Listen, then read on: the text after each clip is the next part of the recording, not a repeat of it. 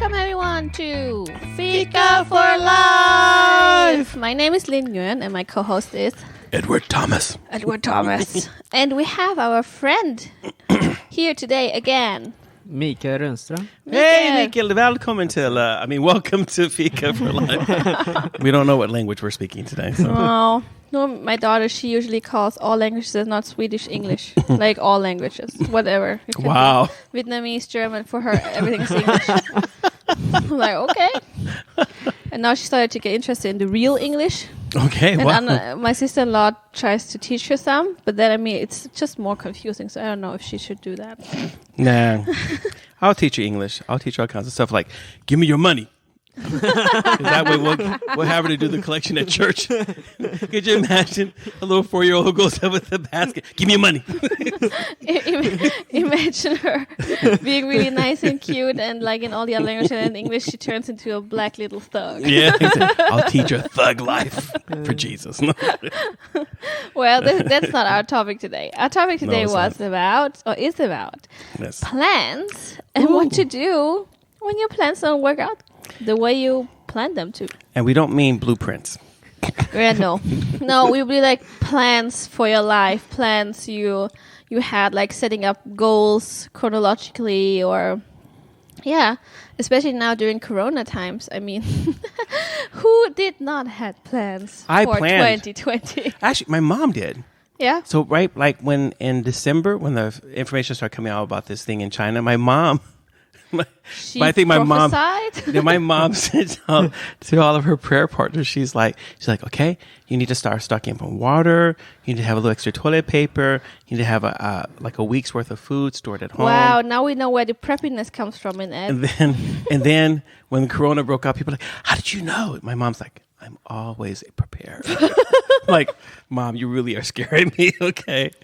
My mom's a 75-year-old prepper. I don't know what she is. Yeah, but you're also a prepper. Yeah, you I know remember I am. when we had the episode about emergency? Don't tell people I have my stuff at home. They'll come and get it. They'll break into my garage. They're like, why? Steal my why jam. why would I prepare? I can just go and take I know, really. Like, buck out bag. Well, I looked up some quotes about planning, and Antoine de Saint-Exupéry. I don't know how to say it. It's French, so it's like exupéry. So it's probably So he says, a goal without a plan is just a wish. Okay, wait. A goal without a plan is just a wish. I think he was a soccer player. No, but that's really wise, isn't it? I mean, you can be like, oh, I wish I would be a millionaire, but then you make no plans whatsoever to get there. But the million might just fall into your lap. Like, positive thinking, fluffy. It just... It's called wishful thinking. Oh, is that what that's... Not positive Okay, well, I'll thinking. stop that then. Let's see. Benjamin Franklin said, by failing to prepare, you are preparing to fail. That's also deep, man. And that was Ben Franklin. That was back in the 1700s. But I mean, all those two quotes, they're more about you should make plans. Yogi Berra, who was a American baseball player in the Hall of Fame, he says, if you don't know where you are going, sorry, it was on the next slide. You don't know where you are. If you don't know where you are going, you'll... Wait. Sorry. If you don't know where you are going, you'll end up someplace else. Okay, that was weed. I'm just... It's basically saying if you go somewhere and you don't know where you're going, you're just going somewhere you don't know. Okay, let's find somebody really good here. Okay. Lil Wayne, the rapper. Ooh, is that some wisdom? He says, the more time you spend contemplating what you should have done, you lose valuable time planning what you can do and will do. I didn't know Lil Wayne was that deep. No, me neither. I guess Lil Wayne became Big Wayne. Maybe he's got a brother named John Wayne. No, that was really stupid. But you said before our episode that you are not a planner.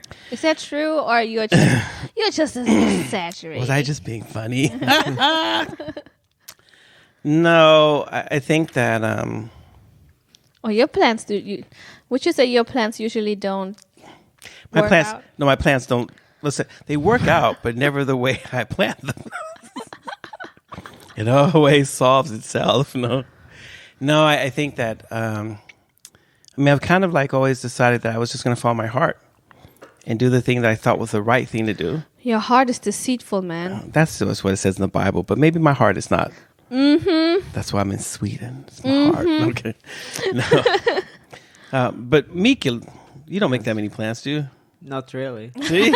Look He's at just 20. He has no family, no girl that's barefoot and runs after him. So he can do whatever he wants. He doesn't need any plans. But if you're looking for a girl that's barefoot, if there's any barefoot girls out here who would love a really nice, well-mannered Swedish guy about 20 years old, remember, you have to go through me. You have to be missionaries. Oh, you have to be missionary-minded Yeah. and cute and smart with a lot of money. Wow. No pressure. Okay, let's see. Eleanor Roosevelt. She used to be the president's wife, not like President Trump's wife, but The Roosevelt one. Yes, we get it. I just want to be clear. It takes as much energy to wish as it does to plan. Well, you gotta do both. I mean, you So have what is to have that? the vision first, and then So you you didn't feel that was plan. that deep, huh? No. No, that didn't really get you. Okay, I'm gonna get you one. The time to repair the roof is when the sun is shining. That was John F. Kennedy. That was Okay. that was weed too. I just he smoked something. I don't know. Let's see. Pablo Picasso. Our goals can only be reached through a vehicle of a plan in which we must fervently believe and upon which we must vigorously act. There is no other route to success. I mean, okay. Now all these quotes basically tell you should make plans because why they're important, because that's how you get to your goal. Yeah. But I mean, a lot of people made plans for 2020, and then Corona came, and then those plans just went out the window. Because they made the wrong plans. If they would have So what- consulted me as a prophet, Or your mom. my mom, They should have should've consulted your consulted- mom. if they talked to my mom, they'd be up like, woo. So what does it tell us about plans? I mean, there are a lot of people who have anxieties now because they had so many plans. Well, what is that quote? It says, let's see. Something, something, something. The best laid plans of mice and men. Oh, I forgot it. It was like a really famous Should quote. Google it. Okay, I'll Google it. In the meantime, when you Google it, I ask Mikael, so why don't you make plans? I'm thinking always about the Bible. It says, "Don't worry about tomorrow." Tomorrow, be because happy.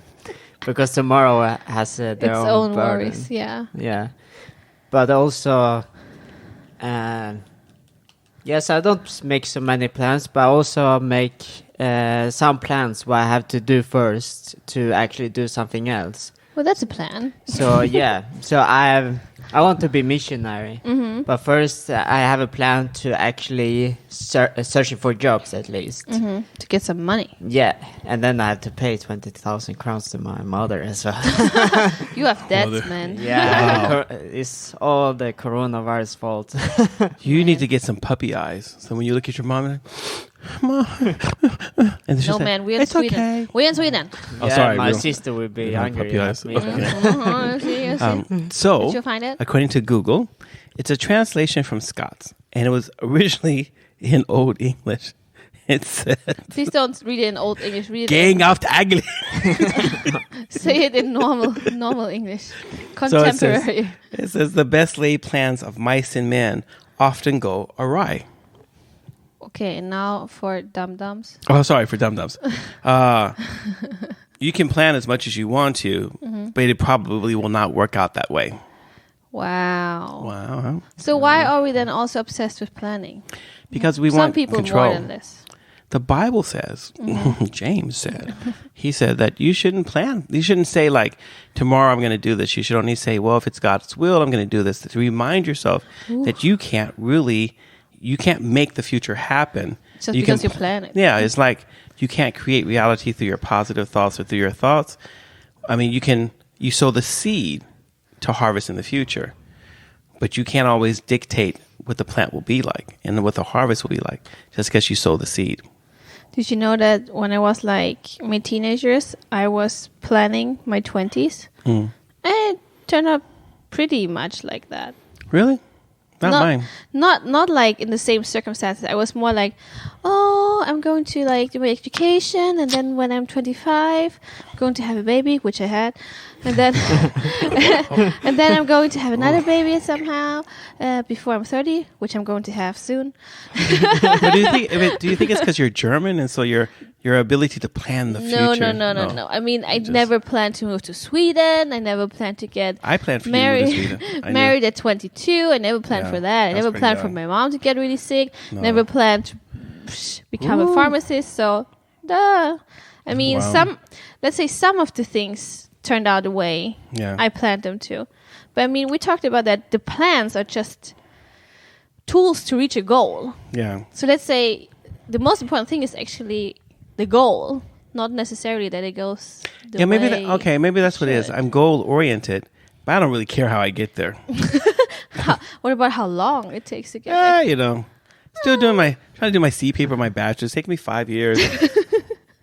I'm getting You're there. like, eventually it will happen. I will get there one day. And you're in It's calling my Sweden, so name. Yeah, exactly. no one will kick you out. Here it can take like 25 years, and I'm like, okay, whenever you get done. There you go. And the States We are like, here. you'd have to pay money every term. No, but I think that the whole idea with planning is just about control. I think that some people who obsess about planning is because, I mean, there's a certain level where planning is stupid. There's a certain level where planning, like not planning, is also stupid. Yep. So some things, I mean, I think you have to find the balance between what you can plan for and what you can't plan for. What about, like, for example, when it comes to money issues? I think that's really dumb to not plan. Really?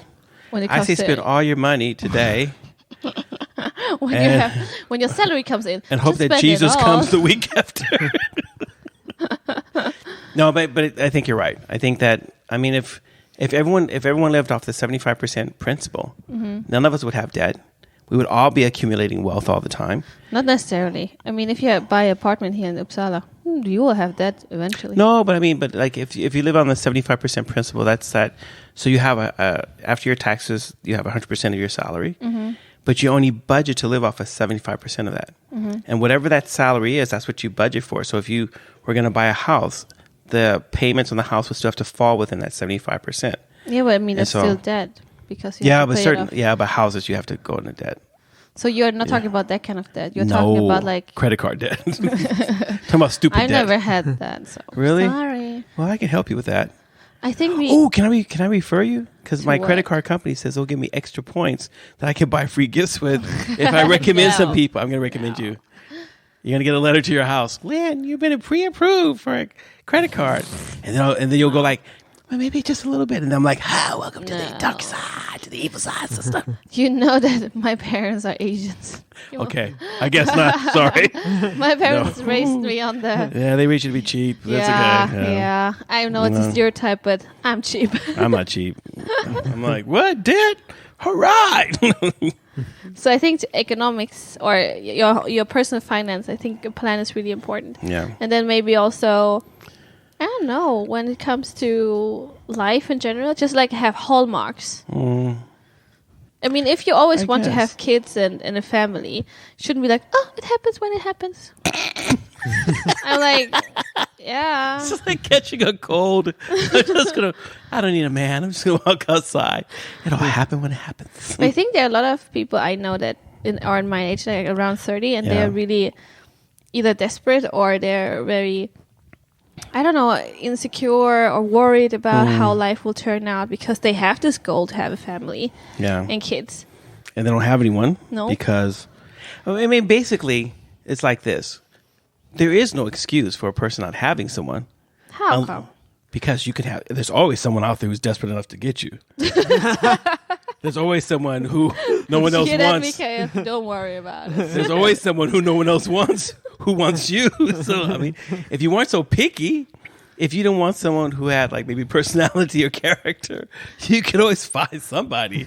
I mean, so, I mean, the reason that people don't is maybe they have to admit to themselves that maybe there's reasons why they don't. And you have to be able to accept that. And you have to accept sometimes in your planning, in order to achieve the goal, you have to also accept the consequences of trying to achieve that goal. But I mean, what do you mean? I mean, when you say your goal is to have a family and I don't know, in my case, a husband, get married. What should you accept? Like, okay, I might not have a husband. That's the risk I gotta take. What? Well, I mean, yeah, okay. Say like your goal was to have a husband, but you wanted to have a husband with a certain level of maturity, a certain character, but you were in an area where the men just weren't like that. Mm-hmm. So then you have two choices.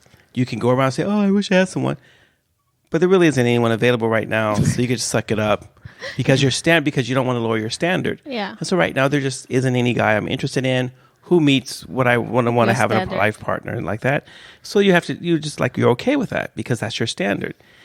But then if you go around and whining about it, and then it's kind of like, but it just doesn't want people to whine about it. No, but I mean, if you had no standard, then you'll be like, and you're whining, then I can understand because I'm like, well, you have no standard, so I mean, just pick the first thing leaving. You know? There's a guy out there he's got a half a lung. Weird, so there you go. You know, take him. But if you have a standard or something like that, or say like as a believer, you don't want to get married to someone who's a non-believer, and there are no believers in your area. You know, this is just where you're meeting or anything like that. Then you have to accept where right now there's no one available, and you should make plans to maybe get somewhere. Oh yeah, you could do that too. I mean, if that's your goal, I mean, you gotta have a plan, don't you? Yeah, but it depends on in all the other plans you have. So you have to prioritize your different plans. If your mere goal in life is to have a family and a husband, then I think you should move to another place where there's men who will meet your requirements. Yeah. Didn't we say that? Didn't we talk about that? We're fishing in the right pond. Yeah. Don't you remember? You remind me. I'm getting senile now. Like somebody running for president. I didn't say that. So, you know, it's an election. There are several people who ran for president. It's the election year, so I have to throw in my American politics. Kanye West, for example. Anyway, moving on to plans. We're not supposed to be political, so I won't say anything about Mr. West. No. No. We're just observing things.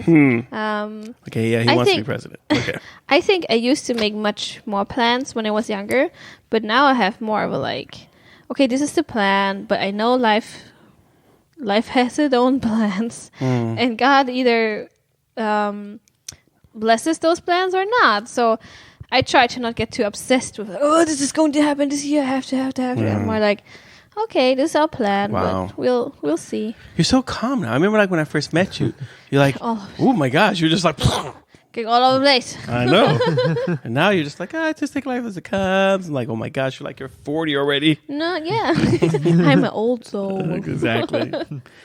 No, I mean, when I was in your age, like before, when you were younger, not now, you're old lady. In your 20s. But because I always thought I was going to die when I was 21 or 22. What? How old were you? So I made no plans for the future because I was certain I was going to die. And then I was certain I was going to die when I was 25 and I didn't die. And so after 25, I was like, maybe I'm going to live longer than 25. Why did you think you would die at 20? I don't know. I don't know where I got the idea. I just thought that I wouldn't have a long life. I thought my life had been really hard and difficult. Well, it's hard and difficult. Yeah, you got that right, but it's not that short. But obviously not. It's been hard and difficult for 58 years. No, but it's and then after a while I had to decide that okay, I have to make some plans in life, even if I think I'm going to die. Just in case I don't die, I have to plan for in case I don't die. And that's when I started making plans. And because I think it depends on how you view your life. Like if you thought you're going to die, you make different plans than if you think you're going to live. But isn't that like what God actually wants us to do? To actually take each day, like, okay, this is my last one. I got to do stuff. You don't want that to be my last day. I will follow you to the delivery room when you have your baby. It was my last day on earth. I'm like, I'm going to see Lynn have a baby. I'm going to be the first face the baby sees. I'm like, move, Eunice. It's me, Uncle Ed. They're like, what is that weird black guy doing in the delivery room with you? It's like, I don't know, but he dressed like a doctor. He just came in here. I don't know how. He's our pastor. He's a little senile. No, just humor him. You can send him to a different delivery room. Exactly. Maybe I'll just go from delivery room to delivery room. Because that's show not creepy at all. No, not at all, really. No, it would make me feel really comfortable if a strange person came in. But you know what's funny is that, I mean, tomorrow is my due date, and then on Wednesday I'm scheduled. So that's also a plan. This Wednesday? Yeah. So that's in 2 days. Lynn, I don't have to work on Wednesday. No. Okay, for those of you who are listening, I keep teasing Lynn that I know I'm not going to get a chance to go to the delivery because she don't really love me. But I'm sorry, it's Corona. You can only bring one person. That's Jonas. Otherwise, you had to fight. But what if Jonas got sick? You could fight him. You guys could fight him. We can go to like the mud pit and then we could wrestle with each other to see who's going to be delivered. You see, guys, now we're making plans. We're making plans here. Plans for what we think about the future. Mikael, he's just laughing at us. He's just like, these two people. Is that what happens when you get older? You just get really weird. In the end of the day, it's neither you or Jonas. It's Mikael who's coming. They both killed each other in the pit. So me and Jonas are always like, no, but I think like some things you can plan for like that. You said we plan our service every Sunday. We talked about plan for your funeral. Yeah, that's true. My funeral's pretty planned out. Yeah, you actually. said Actually, it's a file. that. Just in case anyone happens to find my computer when I die, there's a file. It says, when Ed dies. And in that file, it says exactly how my funeral is 2 hours long. Wow. And there was a message for anyone who comes to my funeral will be subjected to receiving Jesus as their Lord and Savior and some really good gospel music. So if you guys don't know what we're talking about the episode we did way back in the days. It's called Death. Younger. Yeah, we're talking about death or something. Death Part 3, I think. Wow, you remember the parts? Wow. It was 1, 2, and 3 because you remember there was a bunch of Americans who just listened to it and it gave us a spike in our statistics. That's why I'm... And we thank you also because you made us the first 100. And now we're waiting for the 10,000. Now we've reached 5,000, so we're waiting for 10,000. So just keep listening, keep downloading, keep telling your friends. Yes, spread the news. Fika for life. This is what you do. You get a cup of coffee, you get a donut or a bulle or something like that, wienerbröd, and then you sit down and you listen to us. Yeah. It's gonna make that whole. It's gonna be so enjoyable. Oh my gosh, we have to tell people that we are going to have in Sweden the culture night. Which day was it in September? I don't know. It was in September something. I don't remember. Okay, I can look it up. Anyway, we're going to tell you guys again in the upcoming episode as well when it gets closer that we're going to have Fika for Life live. It's so the 12th. That means you guys can watch us. I think it's how we look like. It's the 12th of September. Yeah. It's a Saturday, isn't it? It's a Saturday, yes. So you guys can just tune in from anywhere in the world and you can call in. Are you going to have the baby with you? I have to because I don't want to be a bad parent. Okay. I thought maybe like pre-milk or something, then make Eunice feed him. No. Oh. Well, I could do that, but then... And it's going to be a boy this time. Yeah. So this is going to be really exciting. We planned for a boy, but you never know. You never know. Never know. Comes up. I mean, that's what we did. We thought that our youngest daughter, Nicole, was going to be a boy. And we had a boy's name. We bought boy clothes. We did everything. Boyish. And when Nicole was born, I looked at Annette and I was like, oi, wow, we need to pick a new name. She's like, what are you talking about? You can't change it the last minute. Like we're having this big argument in the delivery room. And I'm like, but Annette, it's a girl. She's like, no, it's not. It's a boy. I'm like, no, Annette, it's a girl. I'm pretty sure. I'm looking at her. She's missing something. She's a girl. And she's like, Edward, you're always joking about stuff. This is really serious right now. I'm like, no. I'm really serious. You're like holding up. We need a girl's name, and the midwife. Thank you, midwife. I was like the barnmushka. And she's like, no, but you had a girl. She's like, a girl? Really? Like it took such a long time for this to sink in. Well, she just gave birth. And then cut her some slack, man. So Nicole, instead of being called Yannick, then Yannick. I'm glad. Me too, because I didn't really like the name Yannick anyway. So it was after a tennis player that Annette thought was cute. I'm like, you don't name my children after some crush that you have on some other man. She didn't even explain to you why that name was appropriate. Yeah, but I mean, we're like that. You know? We just go with the flow. We just talk openly. So do you think, Mikael, that when you grow up, you will make more plans? Yeah, probably. Really? Yeah. I thought we scared you away from that. That was the whole purpose of the show, is to scare you away from making plans. I mean, I want to start a mission organization when I became older, so I could lead people to the most dangerous, like real places. dangerous places. Yeah, exactly. And talk about the gospel to other people. Okay, well then, if you're gonna have that as a goal when you get older, you better start planning now. Yeah, I guess. Start accumulating money now. Yeah, I mean, because things like that, like you're gonna plan an organization, Takes that usually takes a long time. So you usually have to start laying the foundation, talking to people, building a team, finding people you can trust. I mean, oh my gosh, you really don't want to lead people. As a pastor, I can tell you, people get on your nerves. Well, I find every other week you're like, God, take care of them, God. You're getting on my nerves. But I mean, it's a good Just thing. kidding. I don't say that. If we summarize what we actually mean, what we actually want from this episode. Oh yeah, okay. Now we're gonna be serious. Okay, let's. Was that Kaylin, go. Plan. So we read all these quotes, and they're basically saying you should make plans. Yeah. Because I was really dumb. Yeah. And then the goal of plans are to reach a goal. So don't just make plans to make plans. No. Make plans to reach a goal, and then when those plans don't work out that way that you thought, you still have that goal. Man. So be flexible about it. Wow. What was like a couple of days before you're about to deliver birth? You're just like a well of wisdom. Oh my! I feel like, oh my gosh, Lynn, you're my Buddha. I don't want to be Buddha.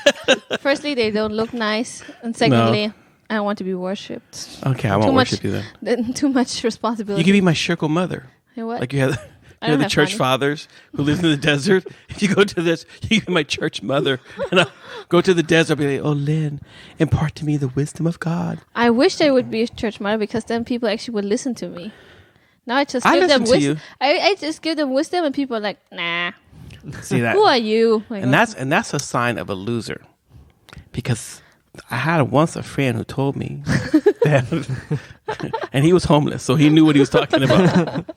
And he said that, unsuccessful people refuse to do the things that successful people do. And so he said, don't be like that. And I was like, dumb. Huh, look at that. Wisdom. So I've had that as a goal my whole life. And the other thing he says, don't let the snakes bite you. And if they bite you, don't let them poison you. And I was like, ooh. How come this man was homeless? I don't know. Jesse was different. He learned by his mistakes. But I always wonder, was he an angel? But that's another episode. That's another point in my life. I was like in my valley. No. Well, we are saying thank you to our listeners. Yes. If you really want to get to wisdom, if you want to get to wisdom, go to the very end of this. Oh, yeah, wait, this is the end. You should have said that in the beginning. I should have said that in the beginning. Okay, we can ask our producer to put this in the beginning so that you will hear the words of wisdom. Then go back and listen to the rest of it. No, I can write it in the description. Okay, that's good. All right. Plans are good, and it's good to have a goal, and your plans should help you to achieve the goal. Mm-hmm. If you're having problems doing that, you can always write to us. I'm not sure if we're going to help you, but step 1, step 2, step 3. If you sign up to our really expensive program, then you can get a free set of knives for the first 10 people who write in, and a brick of butter. Because I don't know why, just butter seems like you should have if you're going to buy into our program. Thank you guys for listening. Thank you for listening to Fika for Life. Thank you for listening. If you have any comments or ideas, please send us a message to fikaforlife@mail.com. Fika, F-I-K-A. This was the Fika for Life podcast with Linh and Edward Thomas, and we hope to hear you again.